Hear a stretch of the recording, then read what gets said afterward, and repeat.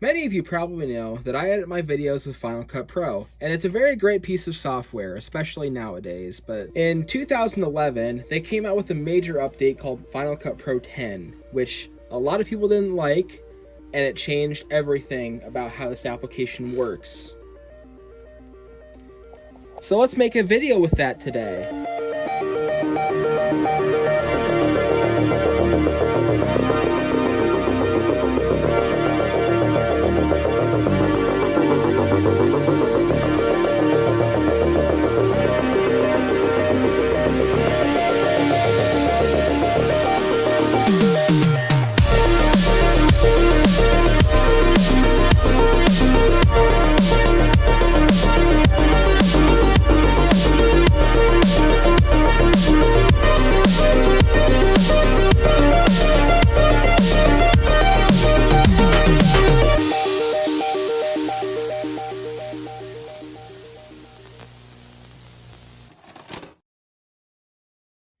Hello everyone and welcome back to the Tech House, where today we're traveling back in time to something that honestly doesn't really exist anymore. So as I implied in the intro there, we are going to be taking a look at Final Cut Pro version 10.0.0 today. I have it right here. Now you might be wondering, well Superstar, you just said this doesn't exist. How do you have it?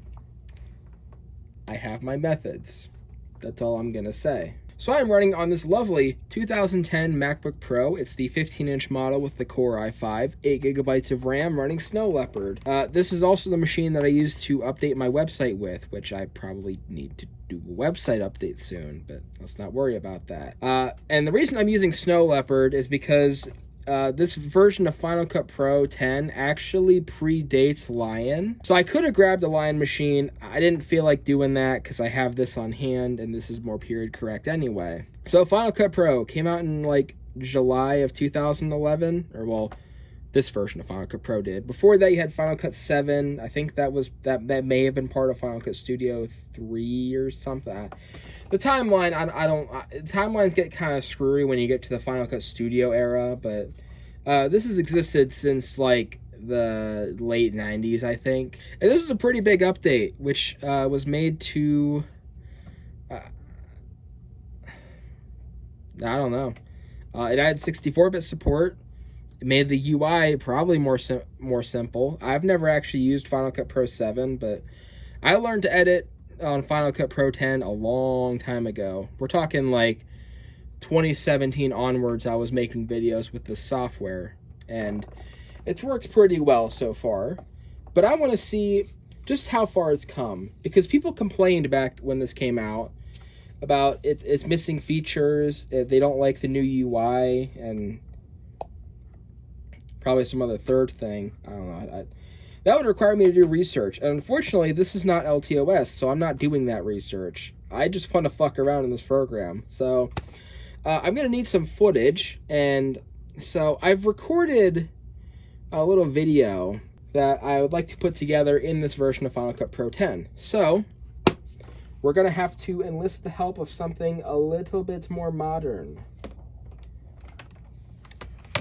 Bring in the current MacBook Pro.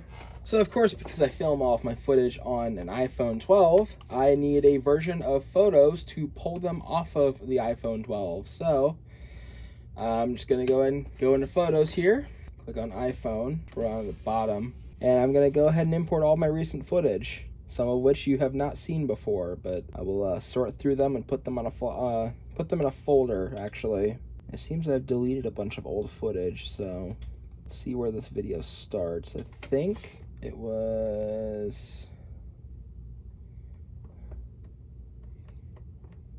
I think it was up here at, oh fucking bitch, there we go. And import all the new footage, including footage from this video. And then what I'm gonna do, because I don't feel like putting everything on a flash drive and then copying it over, what I will do on here is turn on sharing.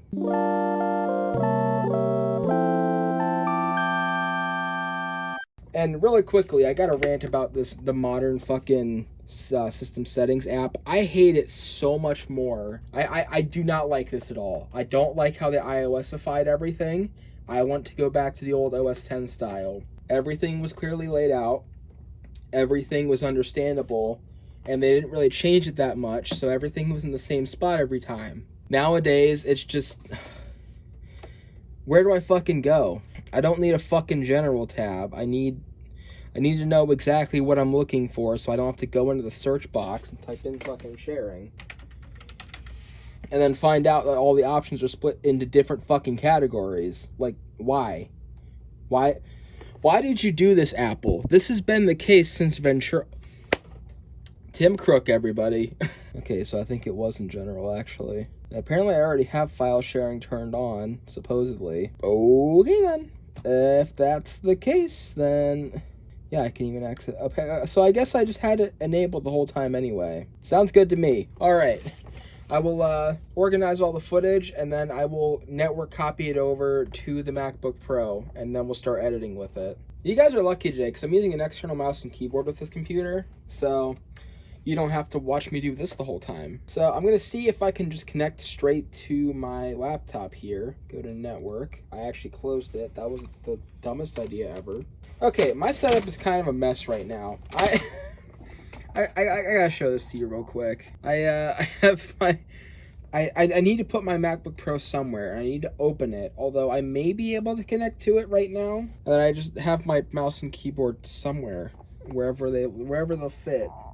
Stickers. Those are just gonna stay on the laptop the whole time. Anyway, so I guess since it is, if I could get my cables out of the way. I guess if it's still showing up, I can maybe connect to it. It says it's connecting. It says connection was failed. Why was the connection failed? Can I connect as myself? And it kicks me out.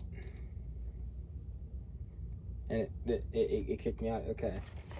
What is the problem here? Why can't I do this?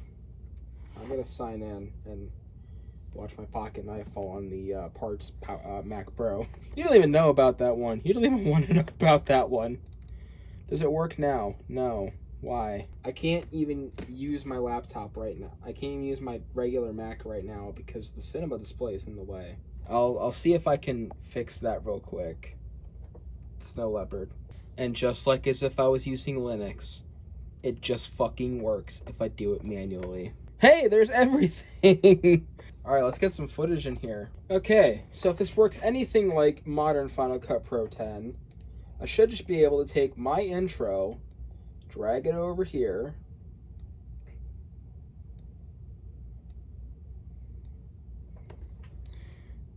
I look like such a fucking idiot right now.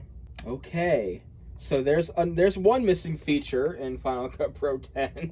Ah, great, now I have to actually point to it. Yeah,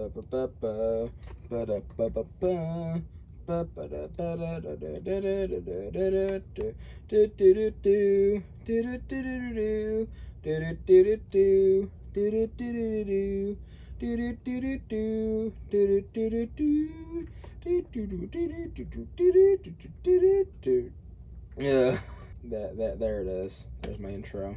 Import. It's the first step to any Superstar 64 video. Import the channel intro, and we can see it right here. Now, I don't apparently have a project open, so I'll start a new project. Sure, we'll just leave the name default. I do want to set custom settings. Okay, it's set to 720. I edit in 1080, so we'll see if this laptop can handle 1080. I will do 60 frames a second because you can actually do that in this version. I think the newer ones can do more than 60 frames a second, but I only edit in 60 frames a second. That's fine. It also, actually no, it tops out at 4K, which is actually pretty good for the time. You know, now that I think about it, this was the laptop you probably would have been using this with if you used Final Cut Pro back then. So, drop the intro there. Remember that I set the sound to the display that I'm using because I don't want to have my head turned the entire time I'm filming this video. Go to sound, change the output back to the internal speakers, which sound way shittier. Crank them all the way up so you can actually hear it. This is the true editing experience of a Superstar 64 video. I have mildly improved my setup by putting my laptop on the floor. Now I'll see if the new stuff that I just added, I'm probably going to have to refresh this though. That's not what I wanted. I mean, I suppose I could edit this video if I wanted to. I don't get the preview apparently. That's awesome. Okay, so let's ignore for the Okay, that is the footage. Why is it showing up as a music file? Okay, I'll import that. I still can't drag it, so I have to do it manually again. Oh wait, oh, I just realized it even got the time code from 2024. Yeah, that's actually when I made this intro. I didn't start using it until 2025, but I made it very early, made it a lot earlier than I needed to. So now to import footage, I have to, well, I guess I can just right click it then.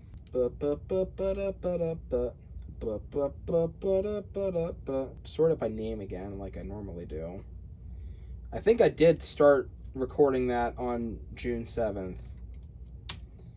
Wow, my time frame is fucked up. Okay, so it starts with 0632 and ends with 0649. They're very simple naming scheme, guys. Very much simple. You know, I wonder why everything is gray. Nothing uses the regular aqua blue. Here we go. Should show up in my my thing in a minute. You know, whenever that guy goes away. Okay, so it's still attempting to import, so please wait while I take a short break, and then we'll get back to this when the footage is done importing. So, I'm not entirely sure how to feel about this, but I'm not exactly getting a preview from the video footage I just imported. I could try dragging it into the timeline, and that will probably fix it.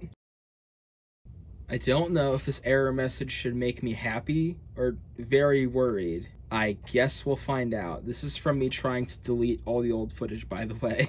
Aha! Here's the problem. It's still importing the footage. I'm such an idiot. Why didn't I should have a little bit more patience by this point. But as you can tell, and if you watch me play Super Mario Galaxy, you would know that I have no fucking patience whatsoever. So I did a regular export out of the Photos app, and now my footage actually works like it's supposed to. So now I suppose we can just drag this to the timeline. Yeah, that's what I like. I want to be able to shorten this just a little bit and not have it lag out like that. That was too much. That should be about right. And then I will shorten that a little bit, find where the transitions are. I'm sure there's somewhere over here. I think that's it. And now I'm gonna add me a simple cross dissolve. Alright, that's lagging like shit. Let me go frame by frame instead. Maybe I made it, no, I think I made the intro a little too short. Hold on. So I can do a blade. I know this version doesn't have blade all, which should hopefully be fine with how simple this project is. It's still too long. I don't know, maybe dragging worked a little bit different in this version. But I know the preview lags out like a motherfucker. I mean, let me just play this section of the... I would if it didn't just turn green.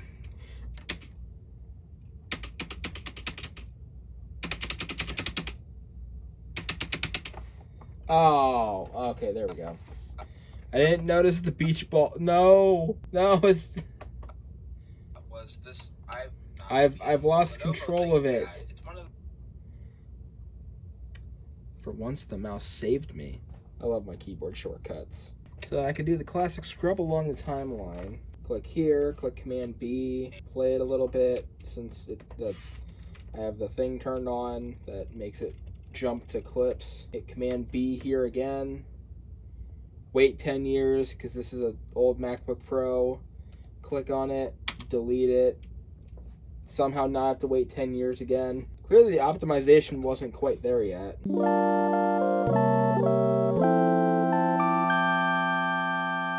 I mean, what was I supposed to be running this on? A Mac Pro? The reason it failed to qualify was because...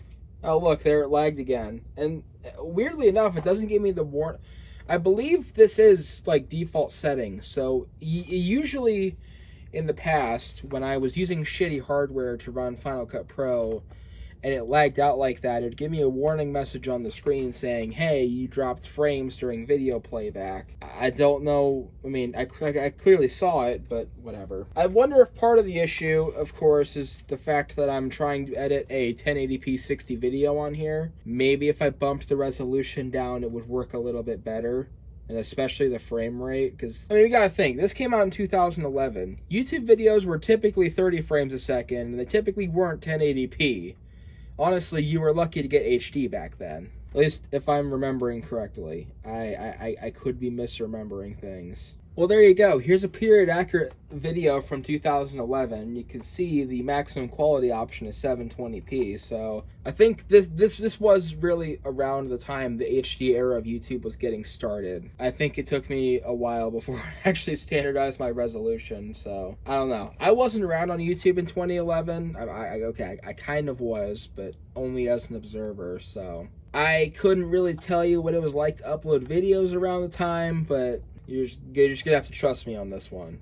Hey, I heard you like Superstar 64, so I put Superstar 64 in your Superstar 64. Anyways, I just noticed another fun quirk of this version of Final Cut Pro 10. There's no actual player controls on the screen. I can control the playback with the keyboard. I can hit space and start the video. I can stop the video. I can totally glitch everything out and... I can totally glitch everything out with the L button. And then I can press escape to go back to normal mode.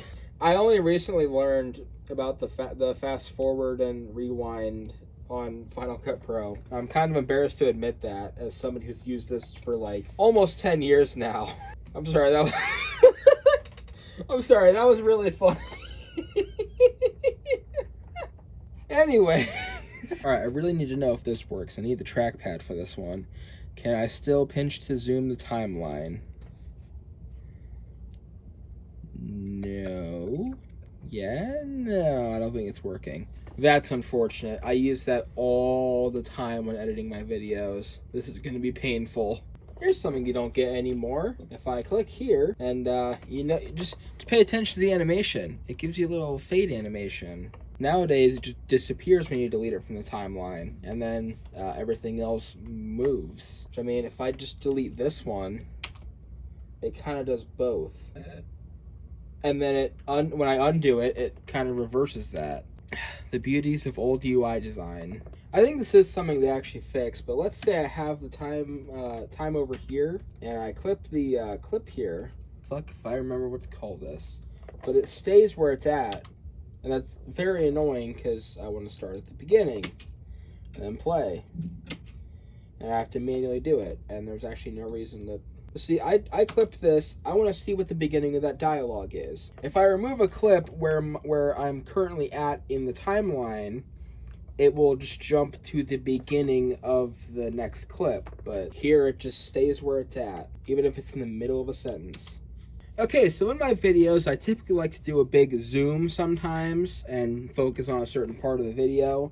And I want to do one of those here to emphasize this error message a little bit better on the screen. And I keep doing this. I don't want that. No. So I think I just go into the inspector gadget. I'm not funny, I know. Can I just zoom in the video? Transform. Okay, I can change the scale. That's a little bit more like what I'm used to. So do one of those. And now let's see how it looks in like 5 frames per second. Oh. Did I brick it? I think I might have bricked it. I think I might have bricked it. So I'm kind of getting used to this. Usually the inspector just stays open on modern Final Cut Pro. I'm sure I can leave it open like this too, but yeah, actually I should probably just do that. It's a little bit more like what I'm used to, especially if I, see here, if I shrink this and then do that. Of course, nowadays, they usually don't show up as just like bubbles. They extend themselves as far as long as you need. This should be fine, so I'm just gonna leave it as is. Delete the end of the clip there.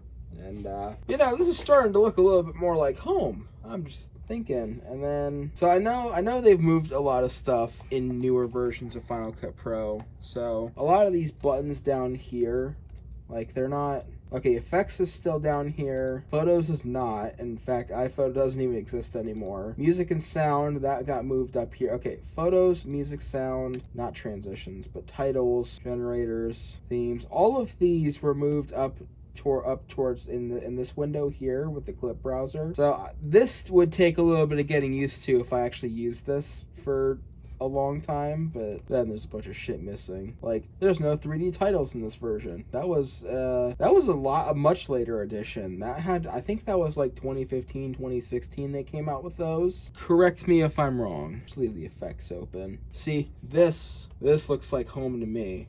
Just a slightly older version of it. Okay, so I finished the rough cut of this video. It turned out fine enough, I suppose. But I still want to try some of the more, some other features of this version of Final Cut Pro. So the first thing I'm gonna need, I want some kind of title sequence, just to have it, I suppose. I don't, can you tell I don't script these things? So I'm gonna find a generator real quick, and I just so happened to click on the right button. So let's see what they have in here. iMovie.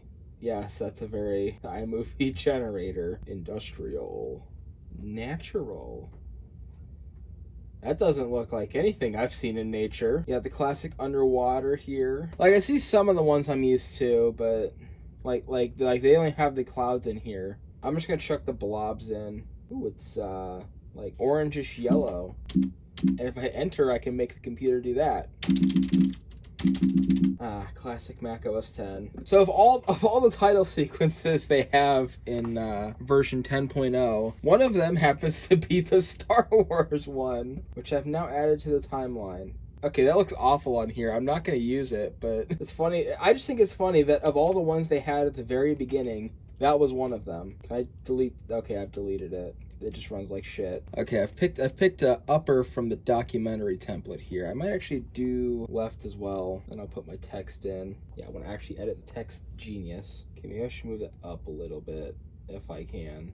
I want to move the text up though. Come on, I thought this was supposed to be easy to use. I don't like using the HP mouse with Mac OS 10 because every time I even slightly bump the fucking middle button, it just goes to the dashboard, and I can't turn that off. Why? Is it because it's not your fancy little Apple fucking Magic Mouse? I put an outline over all my text now, so yes, I want the color to be darkness. Okay, I much prefer the newer color wheel they have. So width I set to 4, blur I set to the maximum. Oh, wait a minute. So they do kind of have a modernish color wheel in here. Right. That's not what I want to do. Okay, it looks very similar to the modern one. That doesn't look quite right, but this is going to be on the second channel, so I guess it doesn't really matter too much. So now we get to suffer with the fact that Blade All doesn't exist yet. I want to cut it right about here, so I guess I'll just I'll go to the blade cursor, I'll cut here, here again, and here again. When in modern Final Cut Pro, I could just hit Command-Shift-B and then cut all of them at once. But then I can remove them all at once because they're all pointed to the same point in the timeline. And then I suppose, to make it look better, I should probably add a transition to my intro. So now let's see what it looks like. This video was made entirely with Final Cut Pro 10, version 10.0 from 2011. And see, even better is when I'm not particularly happy with how long that is, I then get to do all the cutting again. Now, I'm aware of the timeline lag, well, not timeline lag, just overall playback lag, and that's probably because we're running off a dual-core CPU. I'm sure if I was using a Mac Pro, this would be better, but I don't own a 2010 Mac Pro, and I probably will not be owning a 2010 Mac Pro anytime soon because they are expensive as fuck. Oh, look, there's your background tasks. It's background rendering. I'm gonna stop it from doing that. I turned it back on earlier just to thinking that it might solve an issue I was having. It didn't. But zooming in and out of the timeline did. So maybe it's more of a performance bug than it is anything else. Yeah, I'm gonna cut this even shorter. But it still does the thing that modern Final Cut Pro does, which is where if there's a transition in the part that I cut off, the transition stays. And so, like, if I want to shorten something, I just cut where I want to shorten it, and then the transition will move straight to where the shortened part ends, or the remaining part ends. Now let's see how it looks.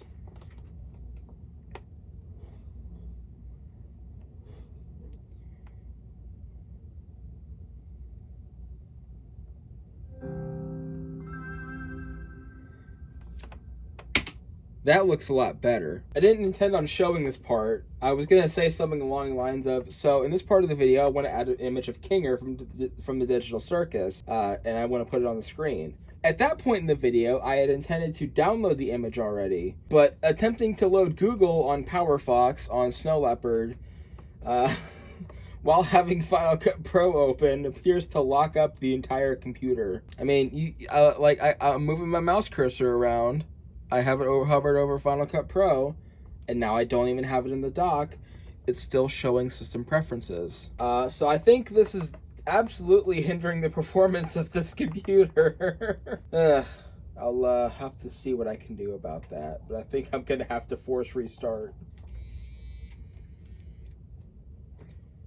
Oh, no startup chime, huh? Very interesting. Sometimes I forget how fast this laptop starts. Well, thankfully, despite the fact that I had to force restart the computer, because Final Cut Pro 10 autosaves, I didn't have to worry about losing anything.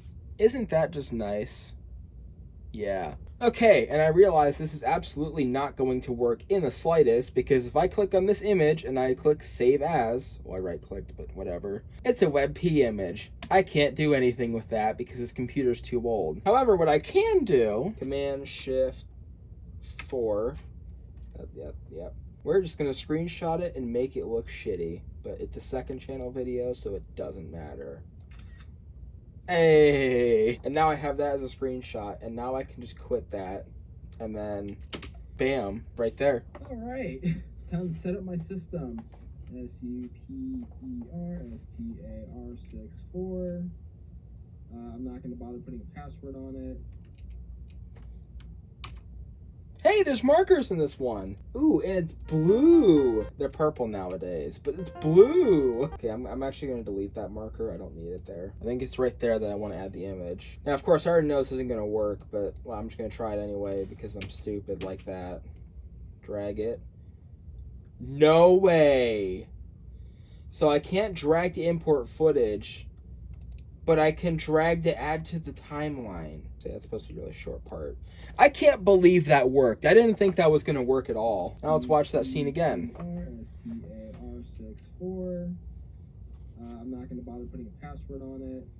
Give me the Kinger. Give me that classic desktop background.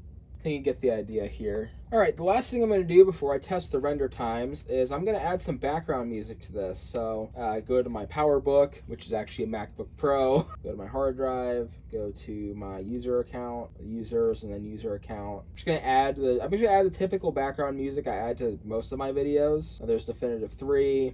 This is where my typical background tracks come from. So if you're ever wondering what the famous song that most of my videos start with is, sometimes I have to find it, but I'm gonna pretend that I don't have to find it and I know exactly where it is.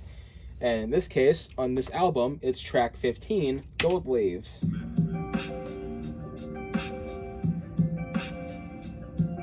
Yeah.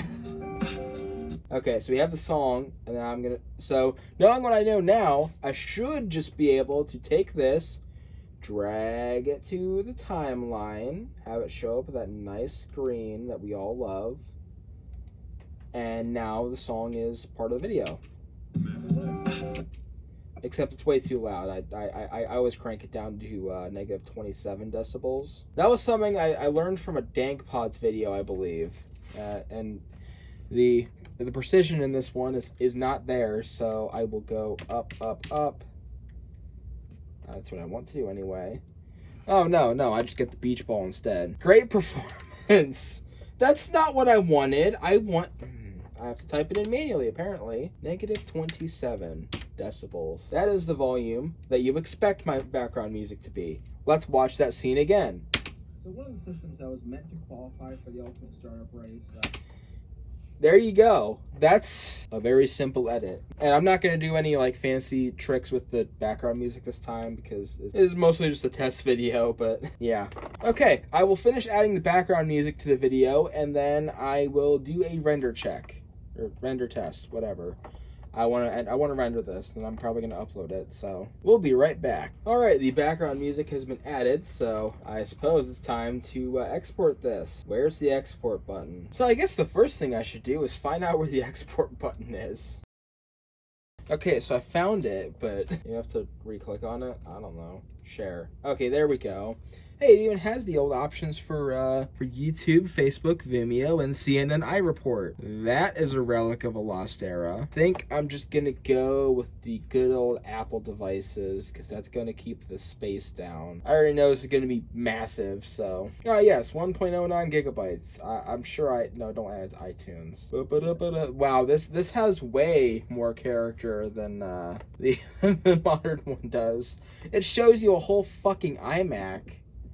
For the preview. What happens if I just go with what the hell is media browser? That's not what I'm looking for, but there's that iMac again. If I just go export movie.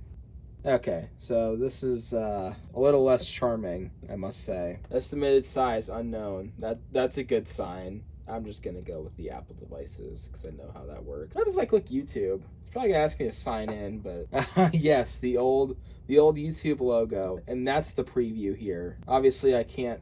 Actually, I don't think I can do this at all anymore because this is pre-Google. I believe this is pre-Google Plus YouTube. If anybody even remembers what Google Plus is, first off, and second off, that was when they changed the Google single sign-on with YouTube. So I don't think I can actually do this anymore. No, I don't. This is like trying to sign into the old YouTube app on like iOS 5, and I can't do that anymore. So I'm glad they've changed that. As I go to Facebook, now this one you might actually be able to do. I don't know though. I would have to I'd have to try it, and I don't really feel like doing that. I just want to see what the hell this CNN iReport is. Yeah, that's about what I expected, I suppose. So what would happen if well, actually, now that I think about it. All right, show details. Zoom out just a smidgen here. Also gotta love those nice selection of devices here. So if I click on iPhone, the preview changes to an iPhone 4. Apparently, this is pre-iPhone 4S. Good to know.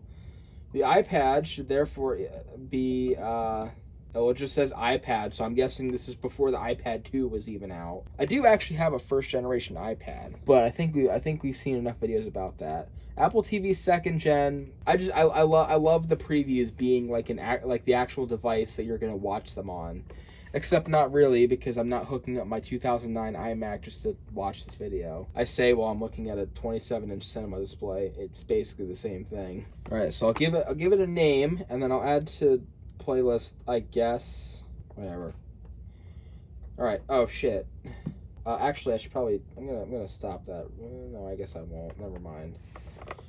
Maybe it'll tell me. Yes, it's telling me the elapsed time. So we are currently. Supposedly 1 hour 15 seconds in. Well, we'll see if it has a final time at the end. I'm not going to make you watch this, but render. Well, I can't say it was a very fast render. However, it is complete now, and I've almost finished editing this video, so I just want to see if this one is done. For some reason, it also opened iTunes, which can't connect to the iTunes store, probably because it's very old. Where did it put the file? I guess I'm gonna have to go on a wild goose chase for it. Oh look, it's my old domain file. It has decided to drop it in my iTunes library. That's okay, I will drop it on the desktop now. And then clean that up. Clean up selection, woohoo! Open the video, it opens at QuickTime.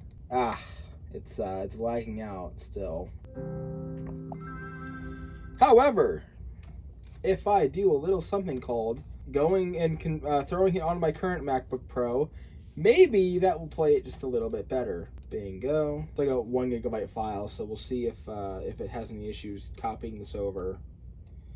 So go to my users folder, Go to my user folder, which is stylized the same way my channel is, and change the view on that. And I'm just gonna throw this in the movies folder.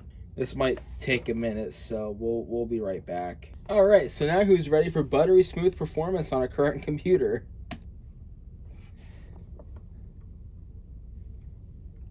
Now that looks a lot better, but the screen is still true.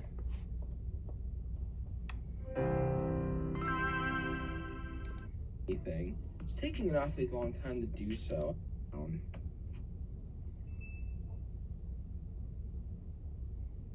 Again, no animation, but whatever. I think we're ready to upload. So, with that being said, I don't really have much else for this video, and it's getting kind of long anyway, so I think I'm going to have to wrap it up here. So, until next time, thank you all so much for watching this edition of Life in the Tech House, and I will see you in the night sky.